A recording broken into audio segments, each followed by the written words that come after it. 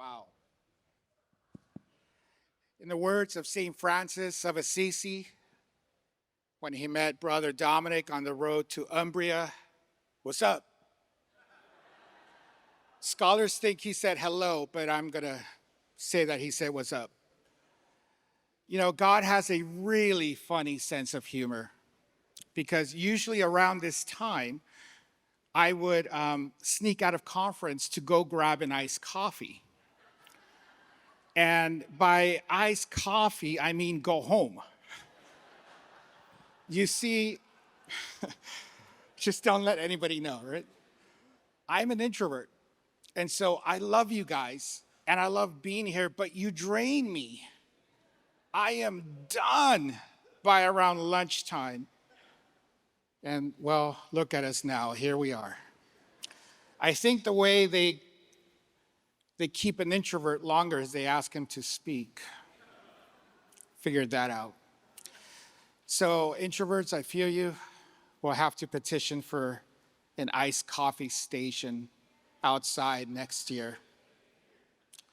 Pray with me.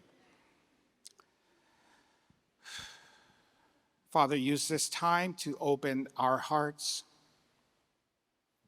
our minds. May the words that follow glorify you and edify your church. Touch my lips now that I may lift your name and speak your word. Amen.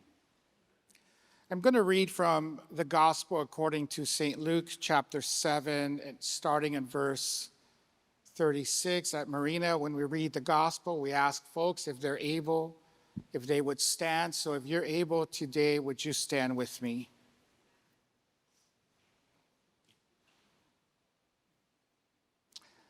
One of the Pharisees invited Jesus to eat with him.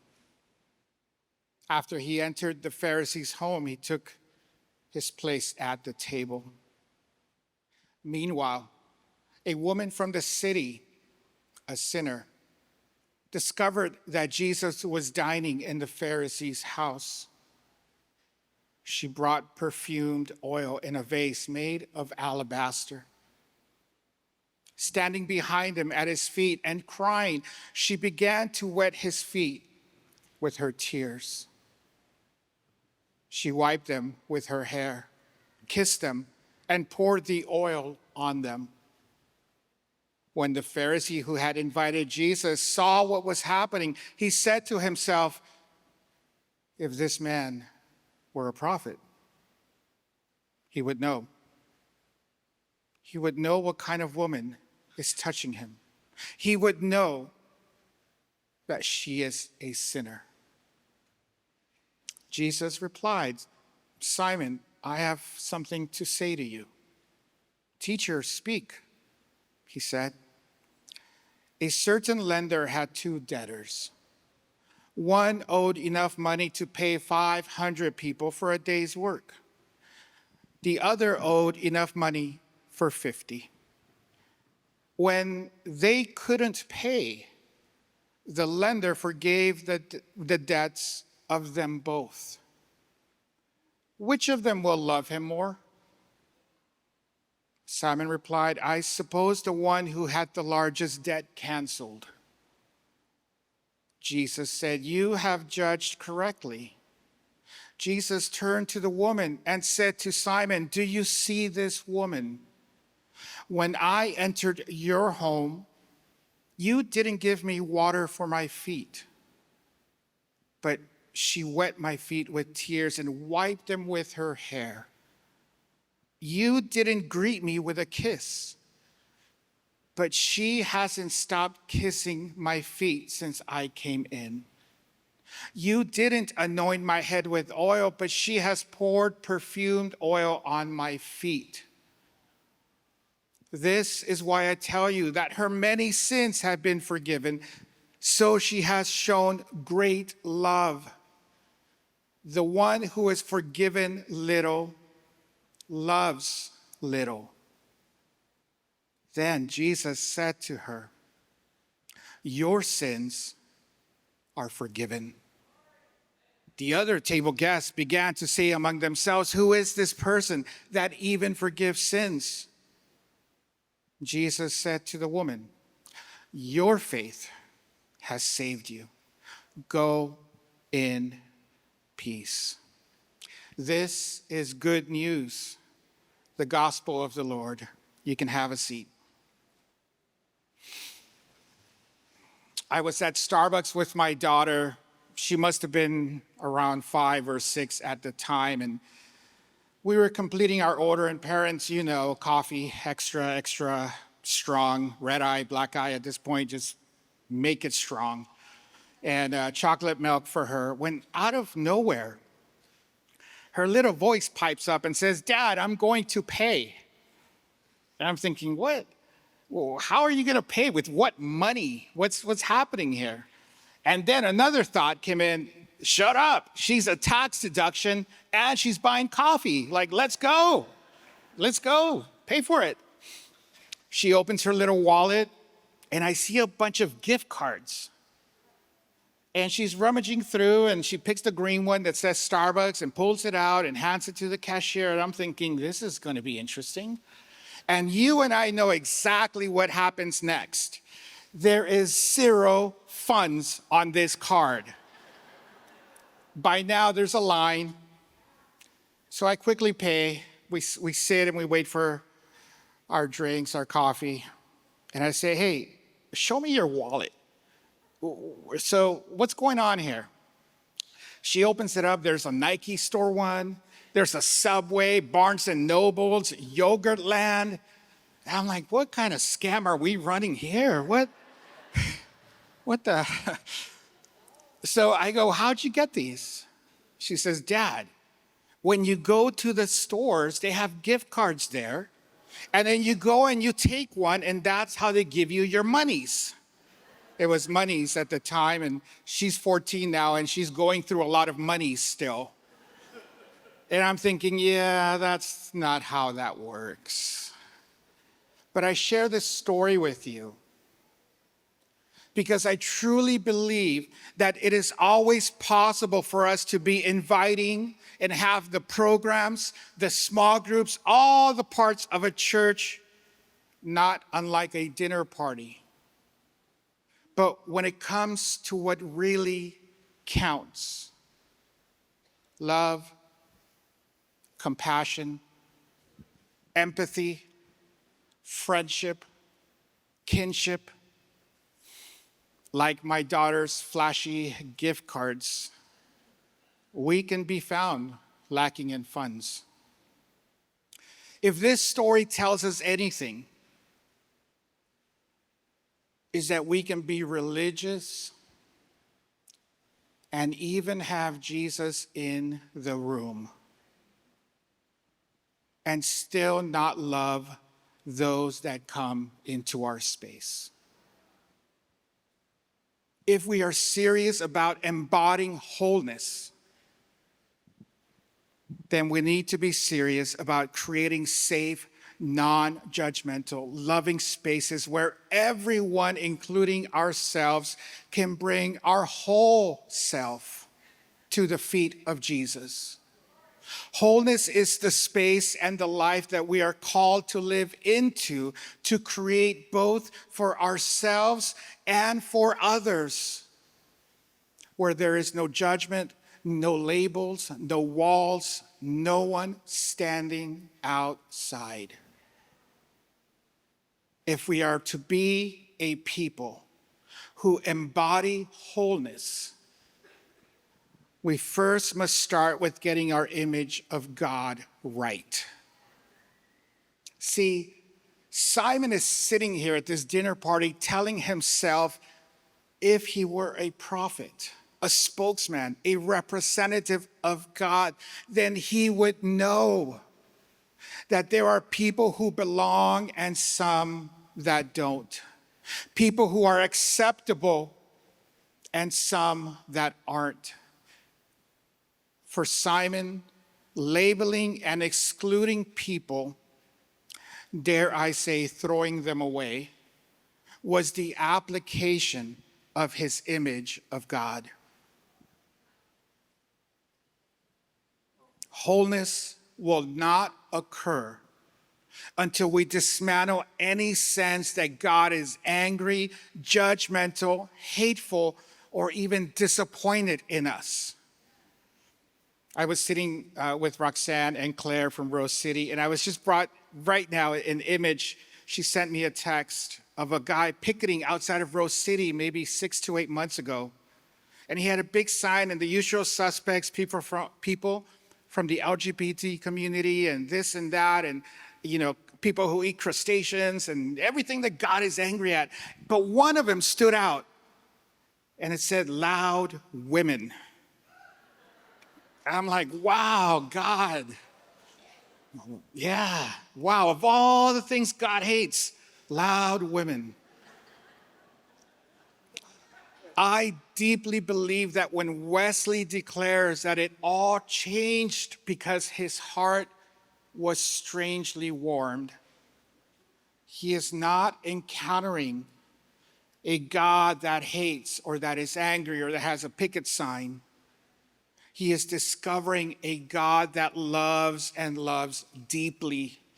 A God that deeply desires to meet us here in this place. If we're honest, this perhaps will be the hardest part to our pathway to wholeness. To believe that God is actually not like us. That God is somehow bigger than what we can imagine. This woman finds Jesus not because he told her sins or how horrible a human she is. She finds him there because he has opened a gate into boundless love and the transformative power of compassion and grace. However, if our image of God remains unchanged, then we will end up much like Simon, creating categories, divisions, walls that separate. We end up labeling people and disposing of those who we deemed as outsiders. These ideas of God then become imprinted upon the very people we are sent to love. I came home one afternoon in grade school, and I told my mom that I wanted her to bathe me in milk that night. Leche? She said, ¿Qué está pasando? What's happening? What's going through your mind? What happened? I said, I don't want to be brown anymore. I want to be white. My friends, that was the day I became aware that I wasn't white. I don't have the memory of what happened, what was said. If I were to guess, and I tried very hard to guess before I got here, most likely that day I was called a wetback. A label with all of its negative connotations of not belonging, of being an unwanted foreigner, that was put on me. And I found myself all of a sudden categorized, excluded. I don't remember the words, but I remember how I felt. Imagine now with me the damage that occurs in the human heart, in the human spirit and psyche when labels and categories are handed out in the name of and on God's behalf. Correcting our image of God is the foundation upon which we help people peel the layers and layers of shame and judgment that prevent them from seeing and believing their true identity. Wholeness is daring to create a community of God's people. That's us, by the way. Where we work to remove the labels, the judgment, the shame that we all carry in our hearts. that stick to us like Velcro. And in this beloved community, we help each other peel layer after layer until we discover something beautiful and amazing. We discover, like that woman did in that house, that we are God's beloved. Brennan Manning would say, God not only loves you, he likes you. You see, he has to love you. God loves everybody. But that doesn't mean he has to like you. Think about that. With all your flaws, everything you are, God likes you. Here's the thing, though. People can't become whole when there is judgment and shame. That just drives people to hide and deny the parts that they are ashamed of. At Marina, part of our church DNA states, you can't be made whole unless you bring your whole self. People will not bring their whole self unless we first create a community of kinship. Father Boyle writes in his book, Tattoos on the Heart. If you have not read it, I highly recommend it. Mother Teresa diagnosed the world's ills in this way. We've just forgotten that we belong to each other. Kinship is what happens to us when we refuse to let that happen.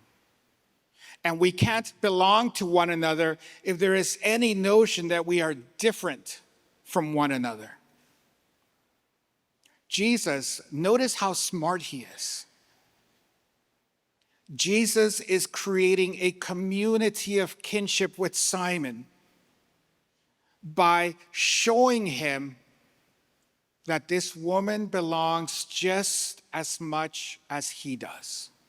That there is no separateness here. Simon is a sinner through and through, just as in need of grace and compassion as she is. In one fell swoop, Simon and this woman are equals. The story Jesus tells, he says he forgave the debt of both. And so the question is, which one loved more?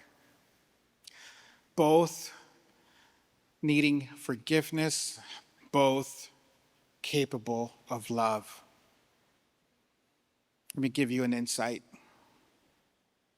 Our egos really hate to hear this, especially religious folks like us.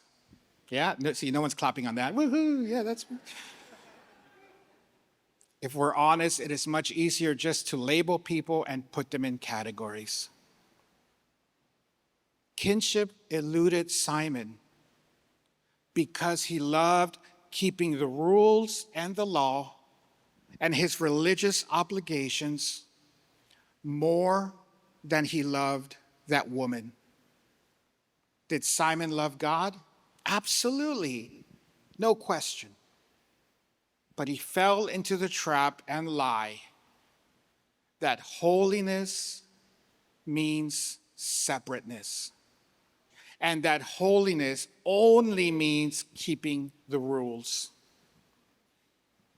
And when that happens, it causes people to become guarded, closed off, and then they become gatekeepers for anybody who they deem as outsiders.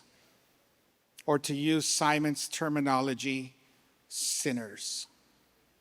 Any chance of wholeness and kinship simply dissipates. Sometime in late junior high school, we were in Ensenada many years ago with my family and a bunch of extended family. And you know, you've been to La Bufadora, and there's a big road that leads you there full of restaurants and these places called bars. I don't know what that is. And they were calling out to my dad, Jefe, una cerveza bien fría, you know, come and have a cold beer. And, you know, I have to admit, teenage Ruben was like, come on, Dad, you know, let's get a beer, come on. My dad didn't drink, so that was never gonna happen. And all of a sudden, somebody from the back of my family said, we don't do that, we are evangelical. 17-year-old me is like, shut up, I'm trying to get a beer. Lines drawn up, labels, categories, walls that divide, impermeable, quick to guard the gates. This poor man was rejected and insulted all like that. Kinship, I'm not gonna lie. Kinship is difficult work. The ego must be put aside, and it requires us to see each other through the eyes of Christ. Simon, do you see this woman? When I entered your home, you didn't give me water for my feet, but she wet my feet with tears and wiped them with her hair. You didn't greet me with a kiss, but she hasn't stopped kissing my feet since I came in. You didn't anoint my head with oil, but she has poured perfumed oil all over my feet. Talk about Uno reverse, right? No. All right. They're not all going to work. Simon saw her faults and her shortcomings, her imperfections, all the labels that had branded her a sinner, and assumed that is all she really was. Jesus saw love, hospitality, vulnerability, courage to break into a dinner party.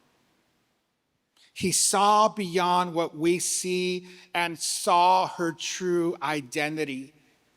Her love made her whole.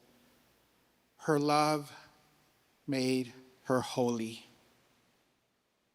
To embody wholeness means that we also must change how we view ourselves. To work to tear down and put to death that part in ourselves that holds on to and gets its identity from our accomplishments, our importance, our titles or positions, all the things that we say to ourselves of how good we are, and come to a place where we are just as much in need of God's grace as the sinners, with quotes, that we tend to exclude. We are really good at judging and labeling others and ourselves. A few years ago, we made a change in our church sign at Marina. I don't even remember what was there before, but we put no judgment, only love. And in a matter of a few days, we got a voicemail. And the lady was pretty upset. But what she was upset is that we spelled judgment wrong. Apparently there's two allowable ways, with an E and without an E. And she said, how dare you put this, you do not know how to spell. My goodness, we are so good at judging and labeling that we don't even know when we're doing it. My dad became very sick around the time I was in junior high. He went on disability, and so with only one solid income, times became hard for us.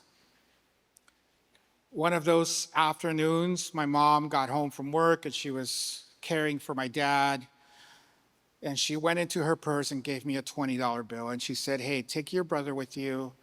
There was an El Pollo Loco, I don't know, a couple blocks away. Go grab dinner. And for those of you who are young, yeah, that was the thing. You could feed a family of 4 with $20. That was something that, happened.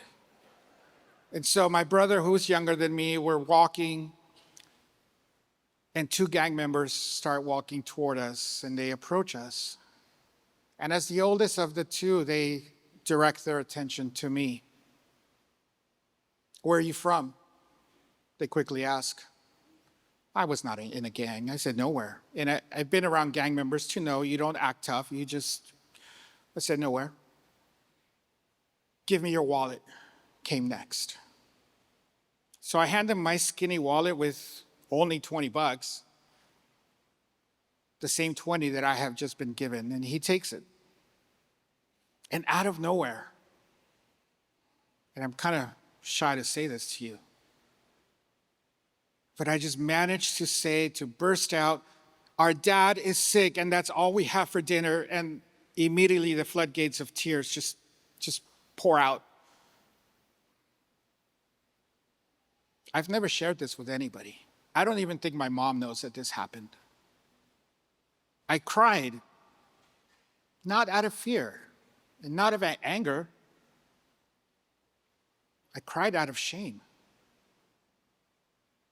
It's as if the weight of everything that was happening, the fact that my dad was sick and we were barely making it, and it wasn't like the days that happened before, things had changed. All of that was in that $20 bill, and I lost it. It's gone. I couldn't provide dinner for us. All I heard through my tears was, "It's okay, man. Here's your money back. Don't worry." If only for the briefest of moments, that gang member wasn't my enemy. He was not my victimizer. He was my friend. He acted with love and compassion, and there on Wilton Boulevard, he created something that is almost impossible. He created kinship. My pain and my shame met his. For I don't doubt that we both knew what it meant and felt to have nothing, to be stranded or left with just a $20 bill, and that's all you have. And the barriers that we all put up to keep the bad people out and away from us were torn down. And just like that, we were equals. Both poor, both kids, both knowing the pain of not having enough. Kinship is believing that we are all inherited good. We are all capable of compassion, even the ones who are robbing you. So let me ask you this. Who loved more? Who showed compassion? Who is the good kid? The church kid who never got into much trouble, or the gang member? See, it all depends at what point in the story I ask you. If I ask it in the beginning, I'm the good kid, and he's the bad kid. But if I ask it towards the end, it doesn't get that much easier, right? It just got muddled. Who showed compassion? That kid.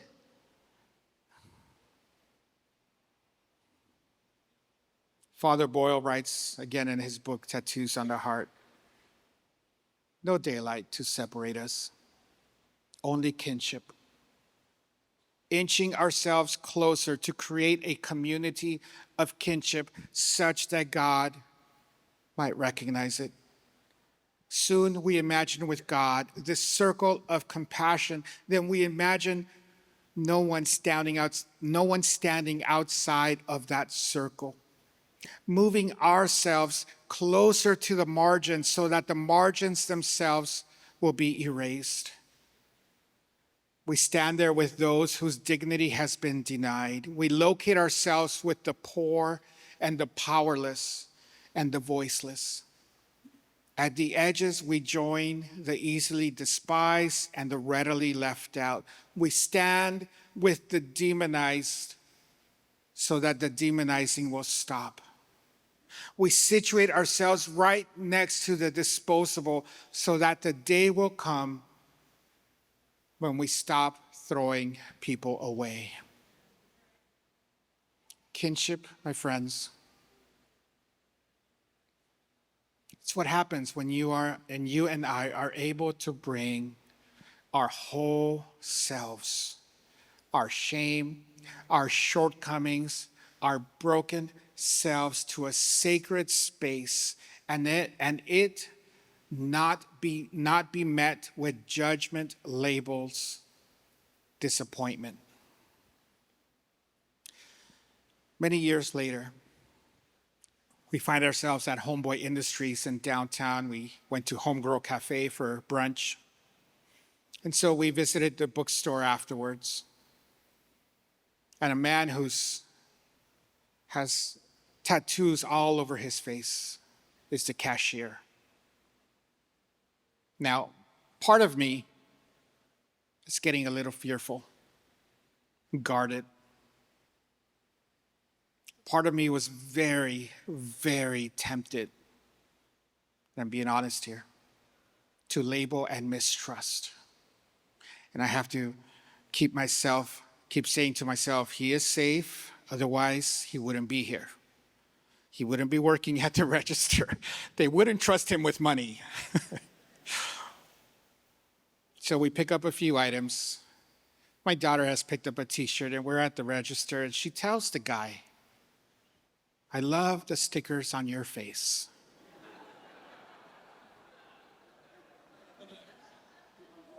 In this moment, my little girl has more love than I could ever muster. I saw dangerous tattoos that meant that I had to label him, categorize him, build a wall around, keep him a little bit far, not trust. He's dangerous, he's unsafe. My daughter saw stickers, beauty, human. Lord, help us. Wholeness will never be possible if we do not work for kinship and tear down our constant need to judge and build walls that divide.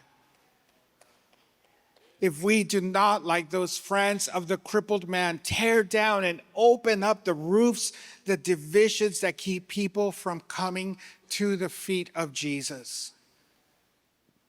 This work of kinship is not easy, it's messy, it is invasive. Roofs are torn down. Your nice dinner party is interrupted. Tears, perfume, hair. To create a community of wholeness is to create a community of being fully human. Kinship is the most beautiful thing you will ever see and encounter. It is both pain and beauty all wrapped into one.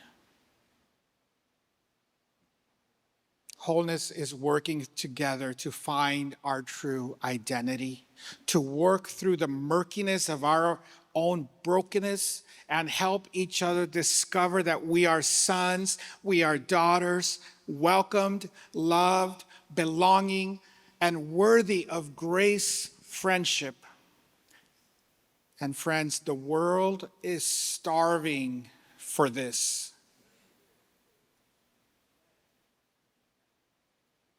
They're not needing judgment or shame, guilt. They are looking for God's people, that's us, by the way, to reflect back into our world the love and the compassion the woman found that day. It was a weekday, and I was tired. I can relate to Tatiana was saying. Being a parent can feel like you have 2 full-time jobs.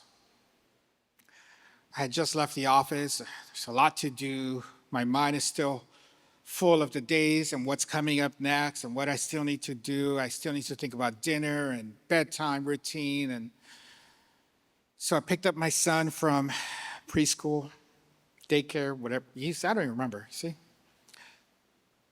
It was a nice day, so I opened up all the windows to enjoy the breeze and the 10-minute ride home. We were at a red light at a busy intersection that I know is full of cops, so I'm kind of like, watch the cops. And out of nowhere, my son starts screaming, top of lungs, "I'm not wearing my seatbelt and it's awesome." Reality smacks me in the face. I'm like, oh my goodness, in my rush, I didn't buckle this kid in. And he's having the time of his life. And I'm thinking, how much is this ticket? And if something happens, Esther is going to kill me. So I go, shut up, dude. I roll up the windows and I'm like, sit down. What are you doing? Man, being a parent, huh? Wholeness will fill you with an abundant joy that will leave you yelling out the window, I am free. Free from the constant need to judge and to measure, free from the shame of being judged and labeled, free to discover your true identity, to be loved and liked by God. Jesus tells this woman, check this out, go in peace. Shalom. What is shalom? Wholeness. Between Simon and this woman, it was she that was truly free. Free from the harmful image of God, free to know her identity, free from the weight of religious rules, free to love and be loved. She found peace. Community that forms around the risen Christ is marked by a joyful obedience to Christ's command to love one another. A community that lives out this joyful obedience is one that produces the fruit of joy within the community. Communion with God and with one another is a sharing in the joyous life of God. We see this joyous life embodied in this woman. She not only crashed a dinner party, but she greeted, she washed, and she anointed. Simon did none of that. I don't mean to judge Simon, but I'm just saying. Wholeness is awakening, coming to, opening our eyes to who we really are. Not religious leaders, not pastors, not lay or delegates, not superintendents or bishops. We keep peeling our lives until we get to the core of who you really are. Beloved, if you take anything from what I'm saying, take this, please. You are only as whole as you allow yourself to be loved.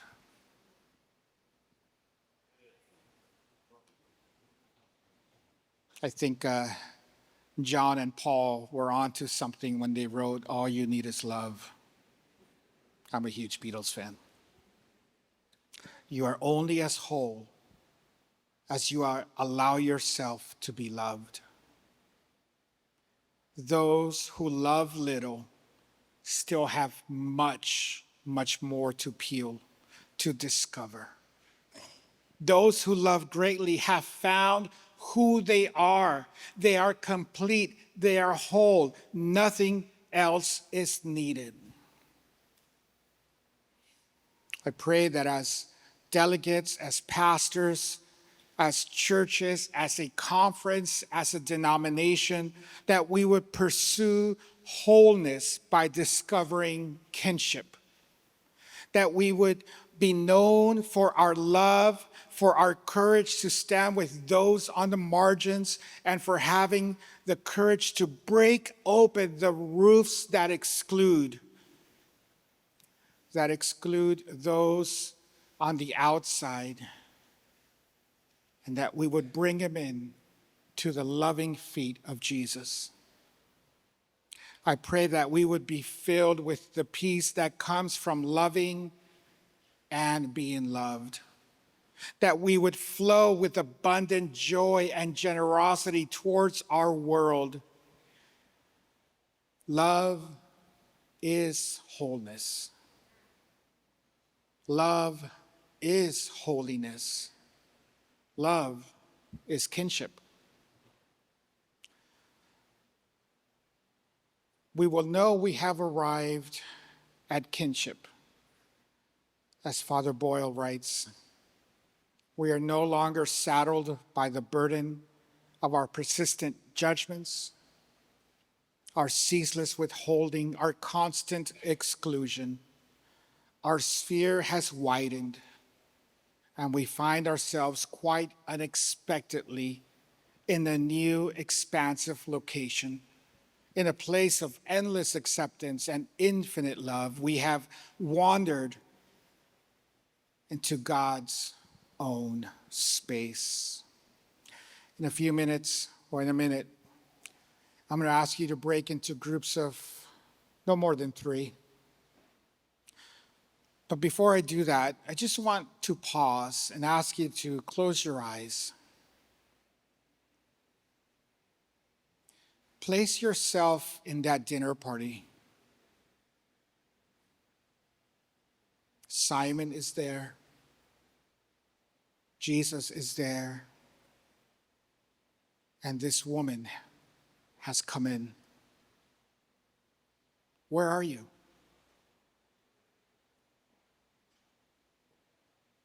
Close to Simon, frustrated, irritated? Can you relate to this woman? Do you feel what she's feeling? Be honest with yourself. What feelings and thoughts come up when this woman interrupted your dinner party?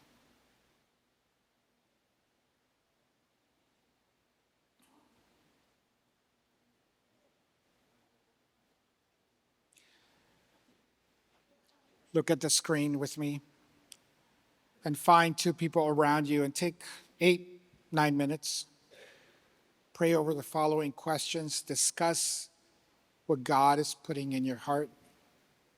What is God asking you to peel so that you can discover your true identity? Who are the people that I tend to label, to categorize, to see as outsiders? Where do I sense God asking me to create a community of kinship? Let's do that now. 8-ish minutes.